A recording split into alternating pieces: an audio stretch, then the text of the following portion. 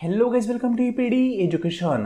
काहीच MSCET आणि NTUGC NET या दोन्ही एक्झामच्या दृष्टिकोनातून पेपर फर्स्टसाठी आपण पाहत आहोत प्रॅक्टिस बेस MCQज सिरीज. या सिरीजमध्ये सर्वात प्रथम रिसर्च ॲप्टिट्यूड, टीचिंग ॲप्टिट्यूड आणि कम्युनिकेशन या 3 युनिट संदर्भात प्रॅक्टिस बेस MCQज आपण कव्हर केलेले आहेत. आणि मागील लेसनपासनं ICT म्हणजेच इन्फॉर्मेशन अँड कम्युनिकेशन टेक्नॉलॉजी या संदर्भात MCQज आपण सुरू केलेले आहेत. फ्रेंड, आज आपण ICT संदर्भात पार्ट सेकंड आहे तो डिस्कशन करणार आहोत. पार्ट सेकंडमध्ये देखील खूप सारे महत्त्वाचे क्वेश्चन पाहणार आहोत. त्या क्वेश्चन मार्फत काय कन्सेप्ट असतील त्या कन्सेप्ट देखील आपण समजून घेण्याचा प्रयत्न करणार आहोत. ठीक आहे, आजचा पार्ट सेकंड पाहण्यापूर्वी पार्ट फर्स्ट मी यूट्यूबवर तुम्हाला प्रोव्हाइड केलेला आहे. यूट्यूबवर जाऊन पार्ट फर्स्ट कव्हर करा, त्यानंतर पार्ट सेकंड आहे तो कव्हर करा, जेणेकरून सर्व क्वेश्चन तुमचे प्रॉपरली कव्हर होतील. फ्रेंड, आज आपण पार्ट फर्स्टलाच कंटिन्यू करत इन्फॉर्मेशन अँड कम्युनिकेशन टेक्नॉलॉजी संदर्भात MCQज पाहणार आहोत. हे क्वेश्चन पाहण्यापूर्वी एक छोटीशी इन्फॉर्मेशन. जर तुम्ही MSCET किंवा NTUGC नेट या एक्झामिनेशन संदर्भात प्रिपरेशन सुरू केलेले असेल तर या दोन्ही एक्झाममधील पेपर फर्स्टसाठी एक डिटेल कोर्स आपण प्रोव्हाइड करत आहोत. त्या कोर्समध्ये पेपर फर्स्टचा पूर्णपणे सिलेबस तुम्हाला कंप्लीट करून दिला जातो. त्या संदर्भात MCQज प्रॅक्टिस करून घेतली जाते. त्याच संदर्भात डेमो किंवा प्रॅक्टिस क्वेश्चन पेपर देखील सोडून दिले जातात. फ्रेंड, या सर्व गोष्टी पेपर फर्स्टच्या कोर्समध्ये अवेलेबल आहे. प्रॉपरली पेपर फर्स्टचा कोर्स फॉलो केला तर पेपर फर्स्टमध्ये 100 पैकी 92 किंवा 90 मार्क देखील तुम्ही मिळवू शकता. अनेक विद्यार्थ्यांनी 90+ स्कोअर हा पेपर फर्स्टमध्ये केलेला आहे आपल्या कोर्समार्फत. खूप चांगल्या प्रकारे तुम्हाला पेपर फर्स्ट कोर्समध्ये कव्हर करून दिला जाईल. इन्फॉर्मेशन हवी असेल तर तुम्ही आपल्या व्हॉट्सअप नंबरला मेसेज करू शकता. व्हॉट्सअप नंबर आहे 90 11 36 20 82. यावर मेसेज केल्यानंतर तुम्हाला कोर्स संदर्भात पूर्णपणे माहिती शेअर केली जाईल. त्यानंतर योग्य वाटलं तर तुम्ही कोर्स जॉईन करू शकता. कोर्स जॉईन केल्यानंतर अदर कुठलाही स्टडी तुम्हाला करण्याची गरज पडणार नाही. फुल अँड फायनल कोर्समार्फत पेपर फर्स्ट तुमचा कव्हर होईल. जे विद्यार्थी कॉमर्स बॅकग्राऊंडचे आहेत त्या विद्यार्थ्यांसाठी देखील पूर्णपणे कोर्स अवेलेबल आहे. त्यांनी व्हॉट्सअपला मेसेज करताना कॉमर्स कोर्स म्हणून मेसेज करा, तुम्हाला कोर्सबद्दल इन्फॉर्मेशन शेअर केली जाईल. फ्रेंड, आज आपण पार्ट फर्स्टलाच कंटिन्यू करत पार्ट सेकंड पाहणार आहोत. पार्ट फर्स्टमध्ये टोटल 15 क्वेश्चन कव्हर केले ते. त्या क्वेश्चनला स्किप करत डायरेक्टली मी पुढचे क्वेश्चन आहेत ते या ठिकाणी ॲड करतो. तरी पहा, मागील लेसनमध्ये 15पर्यंत क्वेश्चन आपण कव्हर केले ते. ठीक आहे, मागचा शेवटचा क्वेश्चन होता. प्रत्येक क्वेश्चन प्रॉपरली समजून घ्या. त्या टाईपचा क्वेश्चन किंवा त्या कन्सेप्टवर क्वेश्चन जर रिपीट झाला तर तुम्हाला तो सोडवता आला पाहिजे. त्या अनुषंगाने आपण क्वेश्चन समजून घेत आहोत. तुम्हाला कुठली गोष्ट पाठ करायची नाही, समजून घ्यायची. ठीक आहे, तर आजचा आपला 16 नंबरचा क्वेश्चन म्हणजे फर्स्ट क्वेश्चन काय म्हणतोय ते पहा. Which part of central processing unit म्हणजे CPU perform calculating and make decision. म्हणजेच काय, आपला कॉम्प्युटर पहा, हा कॉम्प्युटर असतो बरोबर ना. इथं CPU असतो, इथं त्याचा कीपॅड असतो आणि इथं माऊस असतो बरोबर ना. मग हा जो कॉम्प्युटर आहे त्या कॉम्प्युटरचा असा कुठला पार्ट आहे किंवा CPUचा हा जो CPU आहे त्याचा असं कुठला पार्ट आहे जो कॅल्क्युलेशन करतो. म्हणजे आपण पाहतो बा, कॉम्प्युटरमध्ये कॅल्क्युलेटर असतं बरोबर ना. त्या कॅल्क्युलेटरमध्ये तुम्ही कॅल्क्युलेशन करू शकता किंवा एक्सेल हे तुमचं स्प्रेडशीट असतं बरोबर ना एक्सेलमध्ये. तर त्या स्प्रेडशीटमध्ये तुम्ही प्लस मायनस बेरीज वजाबाकी करू शकता. या सर्व गोष्टी करण्यासाठी कॉम्प्युटरचं कुठलं कंपोनंट यूज केलं जातं ते तुम्हाला विचारलं आहे. तर त्या ठिकाणी अर्थमॅटिक अँड लॉजिक युनिट हे यूज केलं तर लक्षात ठेवा. अर्थमॅटिक अँड लॉजिकल युनिट किंवा लॉजिक युनिट ALU असं आपण त्याला म्हणतो. सिम्पल लक्षात घ्या, CPU मार्फत सर्व कॉम्प्युटर रन होतो हे आपल्याला माहिती आहे. पण CPUच्या आत भरपूर म्हणू शकतो वेगवेगळे इक्विपमेंट आहेत, वेगवेगळे त्या ठिकाणी पार्ट आहेत. त्यातला ALU हा जो पार्ट आहे ना हा कॅल्क्युलेशन करण्यासाठी उपयुक्त असतो. सिंपल, CPUच्या आत वेगवेगळे पार्ट असतात ना, त्यातला ALU हा पार्ट कॅल्क्युलेशन करतो, हे लक्षात ठेवायचं. नेक्स्ट आहे 17 नंबरचा question. Which one of the following is not a network device. म्हणजे खालीलपैकी कुठलं नेटवर्क डिव्हाइस नाही आहे ते तुम्हाला विचारलं आहे. मग आता नेटवर्क डिव्हाइस म्हणजे कुठलं, ज्यामार्फत आपण नेटवर्क कनेक्ट करू शकतो, जसे की राउटर असतं. ठीक आहे, असे हे पास तुमच्या घरी राउटर असेल वायफायचं वगैरे ते सर्व नेटवर्क डिव्हाइसमध्ये आले. मग राउटर नेटवर्क डिव्हाइस आहे का? येस. स्विच आहे का? येस आहे. हब आहे का? आहे. CPU म्हणजे सेंट्रल प्रोसेसिंग युनिट, हे नेटवर्क डिव्हाइस आहे? नाही, हे कॉम्प्युटरचा ब्रेन आहे ॲक्च्युली. ठीक आहे, मग ऑप्शन नंबर आपला D या ठिकाणी करेक्ट येईल. CPU, कारण त्यांनी नॉट ऑल विचारलंय. क्वेश्चन प्रॉपरली वाचायचा. हे सर्व नेटवर्क डिव्हाइस आहेत, म्हणजे हे नेटवर्क प्रोव्हाइड करतात. CPU नेटवर्क प्रोव्हाइड करत नाही. सिंपल ना, ते फक्त वर्किंगसाठी वापरलं जातं. नेक्स्ट आहे 18 नंबरचा question. Which is not consist in A processor. म्हणजे कॉम्प्युटरमध्ये प्रोसेसर अनेक प्रकारचे असतात, त्यामध्ये खालीलपैकी कुठलं प्रोसेसर म्हणून आपण कन्सिडर करत नाही ते तुम्हाला विचारलंय. तर अर्थमॅटिक लॉजिकल युनिट किंवा लॉजिक युनिट हे प्रोसेसर म्हणून कन्सिडर केलं जातं का? येस, केलं जातं, कारण त्यामार्फत कॅल्क्युलेशन होत असतात. CPU केलं जातं, रजिस्टर पण केलं जातं. फक्त मेमरी ना, त्याला आपण प्रोसेसर म्हणून म्हणत नाही, त्याला आपण स्टोरेजसाठी यूज करतो. मेमरी स्टोरेजसाठी असते, ती प्रोसेसरसाठी नसते. तुम्हाला माहीत असेल, बरोबर ना. म्हणजे तुमचं मेमरी कार्ड जर कॉम्प्युटरमधून काढलं सपोज, तर कॉम्प्युटर बंद होणार आहे का? नाही, तुम्ही सर्व वर्किंग करू शकता, फक्त काही गोष्टी स्टोअर नाही करू शकत. पॉईंट समजून घ्या. जर मेमरी कार्ड आपण कॉम्प्युटरमधून काढलं तर सर्व गोष्टी हँडल होतात ना. फोनमध्ये मेमरी कार्ड टाकतो आपण, काढलं, काही फरक पडत नाही. फक्त इतकंच आहे की तुम्हाला एखादी गोष्ट स्टोअर करायची असेल तर मेमरी कार्डचा वापर केला जातो. बाकी ते काही प्रोसेसिंगचा पार्ट नाही आहे. म्हणून ऑप्शन नंबर सी हा करेक्ट आहे. नेक्स्ट आहे question number 19. What is full form of abbreviation ISP. म्हणजेच काय, ISPचा फुल फॉर्म विचारला आहे तुम्हाला. बेसिक आहे, जो करेक्ट आहे तोच लक्षात ठेवा, रॉंग लक्षात ठेवू नका. ऑप्शन नंबर सेकंड आहे आपला करेक्ट आहे. इंटरनेट सर्व्हिस प्रोव्हायडर म्हणजे ISP, इंटरनेट सर्व्हिस प्रोव्हायडर. लक्षात ठेवा, एक्झामला शॉर्ट फॉर्म फुल फॉर्मवर क्वेश्चन येतो म्हणजे येतोच. ठीक आहे. नेक्स्ट आहे question number 20. What is the full form of abbreviation GIF. म्हणजेच GIF याचा फुल फॉर्म काय आहे ते तुम्हाला विचारलंय. तर रॉंग आपल्याला लक्षात ठेवायचीच नाही. ऑप्शन नंबर फर्स्ट त्या ठिकाणी करेक्ट आहे. ग्राफिक इंटरचेंज फॉर्मॅट, त्याला आपण GIF असं म्हणतो. ठीक आहे. फोनमध्ये GIF तुम्ही वापरता ना, ते GIFचा फुल फॉर्म आहे graphic interchange format. Full form short form मी कोर्समध्ये डिटेलमध्ये तुम्हाला दिलेले आहेत. पहा, एक लेसन फक्त शॉर्ट फॉर्म आणि फुल फॉर्मवरच दिलेलं आहे. ते तुम्ही पाहिलं असेल तर त्या ठिकाणी सर्व शॉर्ट फॉर्म फुल फॉर्म म्हणून कव्हर केलेले आहेत. ठीक आहे. ज्यांना कोर्स जॉईन करायचं असेल त्यांनी या नंबरवर मेसेज करा, खाली नंबर दिलेला आहे तुम्हाला. नेक्स्ट आहे question number 21. Using a website to pour out grievance is called. म्हणजे काय, आपण भांडण करण्यासाठी एखाद्या वेबसाईटचा वापर करतो तर त्यावेळेस आपण त्याला काय म्हणतो.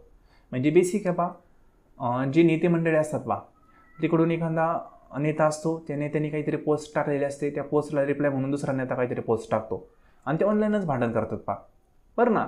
मग हे ऑनलाईन जे भांडण चाललेलं आहे वेबसाईटमार्फत किंवा एखाद्या प्लॅटफॉर्ममार्फत ऑनलाईन, तर आपण त्याला काय म्हणतो, तर त्याला आपण सायबर व्हेंटिंग असं म्हणतो. म्हणजे ऑफलाईन भांडण असतात पहा गल्लीमध्ये स्त्रियांचे, ते वेगळे, ते ऑफलाईन म्हणजे बेसिक भांडण. ठीक आहे. पण जे ऑनलाईन असतं ना त्याला सायबर व्हेंटिंग असं म्हणतात. सिंपल. मग सायबर व्हेंटिंग म्हणजे काय, ऑनलाईन भांडण करणं थोडक्यात, किंवा ते रोखणं वगैरे, त्या संदर्भातली कन्सेप्ट आहे सायबर व्हेंटिंग. म्हणजे तुम्ही पण पाहिलं असेल पहा, तुमचा एखादा मित्र वगैरे असेल किंवा मैत्रीण असेल, ठीक आहे, त्यांनी एखादी पोस्ट टाकली, तुम्ही त्याला वाईट कमेंट केली, तर त्यांचा पण रिप्लाय तिथं वाईटच येतो. मग तुमच्या कमेंटमध्ये भांडणं चालतात. इंस्टाग्रामला पहा अनेक रील वगैरे असतात, त्यावर एकमेक जे व्यक्ती असतात ते एक कमेंट बॉक्समध्येच भांडण सुरू करतात, त्याला सायबर व्हेंटिंग असं म्हणतात. ठीक आहे ना, ऑनलाईन भांडण थोडक्यात. नेक्स्ट आहे question number 22. What is the name for web page address. Web page ॲड्रेसचं नाव काय असतं. बेसिक आहे, डायरेक्टरी नसतं, फोल्डर नसतं, डॉमेन नसतं, URL असतं. त्याला आपण म्हणतो युनिफॉर्म रिसोर्सेस लोकेटर. ठीक आहे, URL.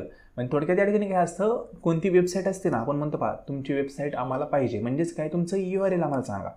ठीक आहे. वेबसाईटचं जे अक्षर असतं ना वेबसाईटमध्ये XYZ, त्याला आपण URL असं म्हणतो. सिंपल. वेब पेज ॲड्रेस म्हणजे URL, थोडक्यात वेबसाईट. नेक्स्ट आहे question number 23. A2F system in use in which of the following number system. म्हणजे A पासून ते F पर्यंत, म्हणजे A नंतर B नंतर C नंतर D नंतर E नंतर F. हे झाले 1 2 3 4 5 6, बरं ना. मग हे 6 नंबर कुठे यूज केले जातात ते त्यांनी विचारलं आहे. आता तुम्हाला मी सांगितलेले पहा, की जे आपलं हेक्साडेसिमल असतं त्या हेक्साडेसिमलमध्ये टोटल 16 नंबर असतात, बरोबर ना. हेक्साडेसिमल म्हणलं तर 16 नंबर, म्हणजेच काय, 0 पासून 9 पर्यंत आणि A पासून F पर्यंत हे हेक्साडेसिमलमध्ये असतं. म्हणजेच ऑप्शन नंबर आहे आपला 3 हा करेक्ट आहे. हेक्साडेसिमल सांगतो पहा, हेक्साडेसिमल कशा पद्धतीचं असतं लक्षात ठेवा. आपण त्याचे प्रॉब्लेम पण सोडवलेले आहेत, एक्झामला येत असतात. A B C नंतर D नंतर E नंतर F, ABCDEF. ठीक आहे. आणि 0 पासून 9 पर्यंत 0 1 2 नंतर 3 नंतर 4 5 6 7 8 9 हे 9 पर्यंत आणि 10 घेता येत नाही कारण का 1 आणि 0 तर झालेला आहे म्हणून एक अक्षर रिपीट घेता येत नाही म्हणून 9 पर्यंत असतात. मग आता 0 हा किती नंबरला आहे? 1 नंबरला 0 आहे. 1 हा किती नंबरला आहे? 2 नंबरला आहे. नंतर 2 हा किती नंबरला आहे? 3 नंबरला आहे. नंतर 3 हा किती नंबरला आहे? 4 नंबरला आहे. 4 हा किती नंबरला आहे? 5 नंबरला आहे.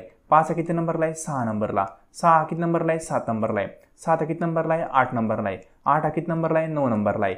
आणि 9 हा किती नंबरला आहे? 10 नंबरला आहे. बरोबर ना? म्हणजे हे 10 अंक झाले टोटल. अनेकांना एक कन्फ्युजन असतं म्हणून मी इथं नंबर टाकलेले आहेत. 0 हा 1 नंबरला आहे म्हणून 0 ते 9 ह्या टोटल 10 संख्या झाल्या आणि ह्या टोटल 6 झाल्या. मग 10 + 6 किती झाले? 16. म्हणजे हेक्साडेसिमलमध्ये 16 संख्या असतात. मग आता इथं किती झाले? 9 पर्यंत. नंतर ए म्हणजे किती? ए म्हणजे आपण या ठिकाणी कन्सिडर करणार 10. बी म्हणजे काय? 11. सी म्हणजे काय? 12. नंतर डी म्हणजे 13. नंतर हा 14 आणि एफ म्हणजे काय? एफ आला 15 नंबरला. बरोबर ना? म्हणजे या ठिकाणी टोटल एफला 15 म्हणतात आणि जणांना वाटतं की एफ हा शेवटी म्हणजे 16 नंबरला असेल. नाही, एफ हा 15 नंबरला असतो कारण ए हा 10 नंबरला आहे कारण 0ला आपण 1 नंबर दिलेला आहे. सिंपल. मग टोटल या संख्या अशा पद्धतीने असतात. हे आपल्या कोर्समध्ये प्रॉपर वेने सांगितले. आय होप तुम्ही पाहिलं असेल.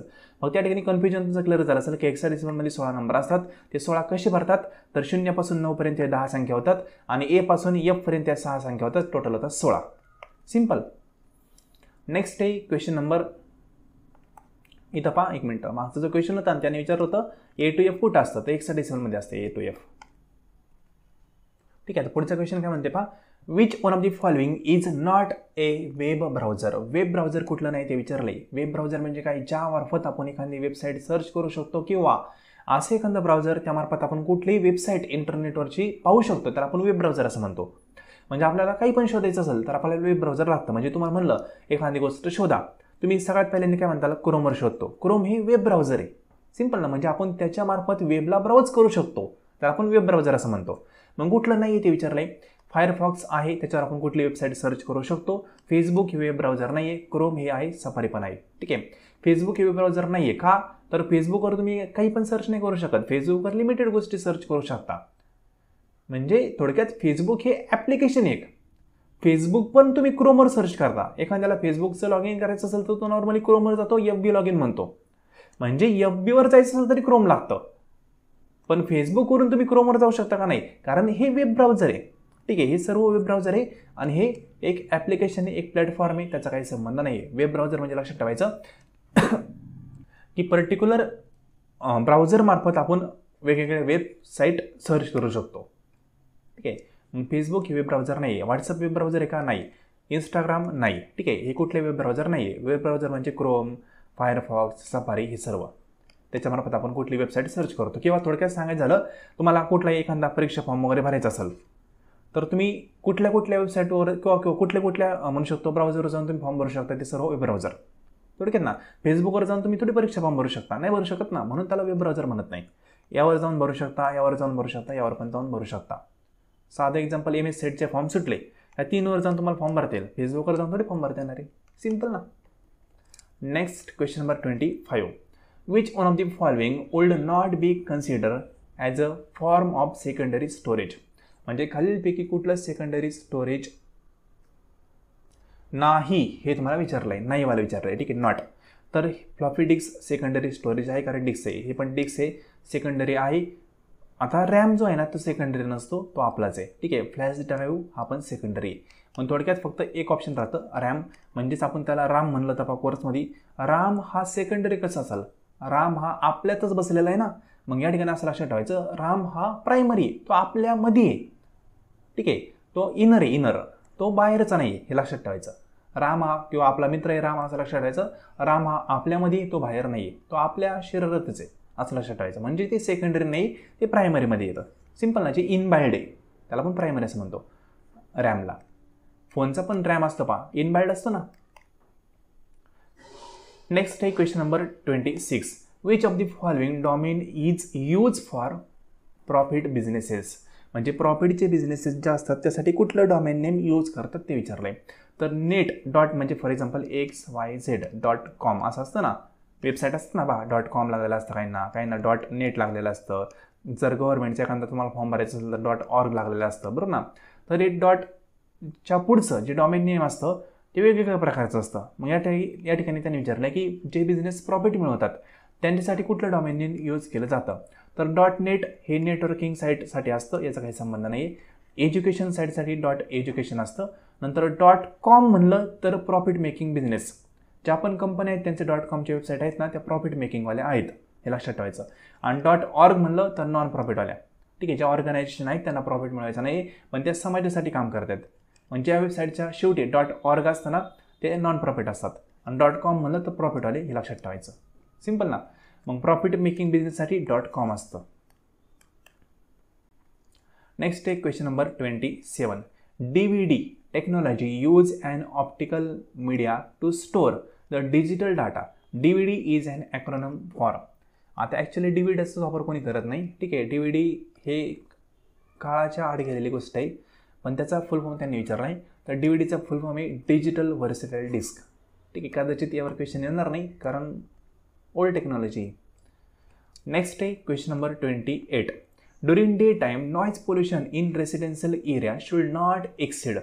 म्हणजे दिवसांच्या वेळी रेसिडेन्शियल एरियामध्ये नॉईज पोल्युशन किती DBच्या वरती नसोय ते विचारलं आहे. तर 55 DBच्या पुढं रेसिडेन्शियल एरियामध्ये दिवसाच्या टायमाला नॉईज पोल्युशन नसलं पाहिजे असं त्याने सांगितलेलं आहे. आणि नाईट टाईम म्हणलं तर 45 DB, हे लक्षात ठेवा. मी सर्व सांगितलेलं आहे, रेसिडेन्शियल एरिया, नंतर कमर्शियल एरिया, नंतर इंडस्ट्रियल एरिया, त्या ठिकाणी नॉईज पोल्युशन डे आणि नाईटला किती असतं ते सांगितलं आहे. डे कधीपासून सुरू होतो, नाईट कधीपासून सुरू होते ते पण सांगितलं आहे, ठीक आहे. आय होप कोर्समध्ये तुम्ही प्रॉपरली या गोष्टी फॉलो केल्या असतील, पाहिल्या असतील. तर रेसिडेन्शियल एरिया म्हणलं तर डे टाईमचं नॉईज पोल्युशन 55 DBच्या आत असलं पाहिजे, त्यापेक्षा जास्त आलं तर तुमच्यावर कारवाई होऊ शकते. नेक्स्ट आहे question number 29. Government of Maharashtra has made compulsory for school to enter information of all the student on the web portal known as. म्हणजे महाराष्ट्राचं जे गव्हर्नमेंट आहे त्या महाराष्ट्राच्या गव्हर्नमेंटला सेंट्रल गव्हर्नमेंटमार्फत एक गोष्ट सांगितली होती की तुम्ही, म्हणजे महाराष्ट्राच्या गव्हर्नमेंटनी ती गोष्ट शाळांना अप्लाय केली आणि त्या गव्हर्नमेंटनी काय म्हणलं की ज्या पण शाळा आहेत महाराष्ट्रामध्ये त्या सर्व शाळांनी त्यांच्या विद्यार्थ्यांची इन्फॉर्मेशन एका पोर्टलला अपडेट करायची. रिपीट करतो, सेंट्रल गव्हर्नमेंटनी महाराष्ट्र गव्हर्नमेंटला सांगितलं, महाराष्ट्र गव्हर्नमेंटनी महाराष्ट्रामधल्या सर्व शाळांना सांगितलं. महाराष्ट्राचं गव्हर्नमेंटचं म्हणणं काय होतं मग अल्टिमेट, तर महाराष्ट्र गव्हर्नमेंटचं म्हणणं असं होतं की महाराष्ट्रामध्ये ज्या पण शाळा आहेत त्या शाळातल्या सर्व शिक्षकांनी किंवा त्या शाळांनी त्यांच्या विद्यार्थ्यांची माहिती एका पोर्टलला अपडेट करायची. ती पोर्टल कुठलं ते तुम्हाला विचारलं आहे. तर सिंपल साधं सरळ पोर्टल ते ऑप्शन नंबर कोणतं, बी हे करेक्ट आहे. सरळ पोर्टलवर सर्व विद्यार्थ्यांची माहिती शाळांमार्फत भरली जाते, विद्यार्थ्यांमार्फत नाही, हे लक्षात ठेवा. ऑप्शन नंबर बी हा करेक्ट आहे. या ठिकाणी पवित्र पोर्टल, सारथी पोर्टल आणि शालार्थ पोर्टल याबद्दल पण सांगितलं आहे. जे सारथी पोर्टल आहे हे व्हेकल संदर्भात आहे, रोड ट्रान्सपोर्टेशन संदर्भात आहे. सारथी पोर्टल हे लक्षात ठेवायचं. पवित्र पोर्टल तुम्हाला माहिती असेल, टीचरला टीचिंगमध्ये रिक्रुटमेंट करायचं असेल तर त्यासाठी पवित्र पोर्टल आहे, टाईट एक्झाम वगैरे यामार्फत कंडक्ट केली जाते. आणि शालार्थ पोर्टल हे नॉर्मली जे गव्हर्नमेंट एम्प्लॉय आहेत, ठीक आहे, टीचिंगमधले किंवा नॉन टीचिंगमधले, त्यांना त्यांची सॅलरी स्लिप वगैरे हवी असेल तर ते शालार्थ पोर्टलमार्फत घेऊ शकतात. सिंपल ना. म्हणजे 4 पोर्टल आहे, पवित्र पोर्टल, शालार्थ पोर्टल आणि सारथी पोर्टल. याबद्दल तुम्हाला इन्फॉर्मेशन सांगितलेली प्रॉपरली लक्षात ठेवा. परत रिपीट कराल, सारथी पोर्टल हे व्हेकल संदर्भात, पवित्र पोर्टल टीचिंगच्या जॉब संदर्भात आणि शालार्थ पोर्टल हे नॉर्मली सॅलरी स्लिप वगैरे त्या संदर्भात, ठीक आहे, गव्हर्नमेंट एम्प्लॉय संदर्भात. नेक्स्ट आहे question number 30. The world first computer ENIAC was develop in the year. आता हा ENIAC फर्स्ट कॉम्प्युटर होता जगामधला, तो कुठल्या वर्षी आलता हे तुम्हाला विचारलं आहे. कुठल्या वर्षी आलता त्यापेक्षा तो आलाय ना त्याचा फुल फॉर्म काय होता ते पण लक्षात ठेवा, कारण एक्झामला तोही येऊ शकतो. तर याचा जो फुल फॉर्म आहे तो फुल फॉर्म आहे electronic numerical integrator and computer, ठीक आहे. इलेक्ट्रॉनिक पहा, electronic numerical integrated and computer. तर आपण फर्स्ट कॉम्प्युटर म्हणतो, शॉर्टमध्ये त्याचा फुल फॉर्म आहे, शॉर्ट फॉर्म आहे ENIAC, ठीक आहे. तर हे कॉम्प्युटर आलं तर 1945ला, लक्षात ठेवा. ऑप्शन नंबर फर्स्ट त्या टेक्निक करेक्ट आहे, ठीक आहे. म्हणजे 1945ला फर्स्ट कॉम्प्युटर आलं तर जगामध्ये, आणि आता तुम्ही पाहिलं असेल की घरोघरी कॉम्प्युटर आहे, ठीक आहे. म्हणजे डेव्हलपमेंट ही खूप जास्त झालेली. तर या ठिकाणी ऑप्शन नंबर आपला ए हा करेक्ट येतो. आज आपण टोटल 15 क्वेश्चन डिस्कशन केलेत. 15ही क्वेश्चन प्रॉपरली पाहिले तर तुम्हाला कळेल की काही ना काही आपण यामधून शिकलोय. यामधून एखादा जरी क्वेश्चन आला तर आपल्याला 2 मार्क 100% भेटून जातात. या ठिकाणी वाद राहत नाही. ठीक आहे, म्हणजे बेसिक मला सांगायचं काय, एज्युकेशन किंवा लर्निंग ही टिपके म्हणजे थेंबे थेंबे तळे साचतं ना, त्या पद्धतीची कन्सेप्ट आहे. तुम्ही एकाच दिवशी 100 क्वेश्चन वाचता आणि म्हणता माझा खूप अभ्यास झाला, उपयोग नाही आहे. तुम्ही थोडा अभ्यास केला तर तो एक्झामिनेशनसाठी तुम्हाला उपयुक्त ठरणार आहे, तुमचा स्कोअर वाढणार आहे. आता आमच्या विद्यार्थ्यांनी 92 मार्क मिळवलेत पेपर फर्स्टमध्ये एका नाही. ठीक आहे, एकाने 90 मार्क मिळवलेत. 88 मार्कांवर जवळपास 4 ते 5 जण आहेत. ठीक आहे, 80च्या पुढे तर जवळपास 50 जण आहेत.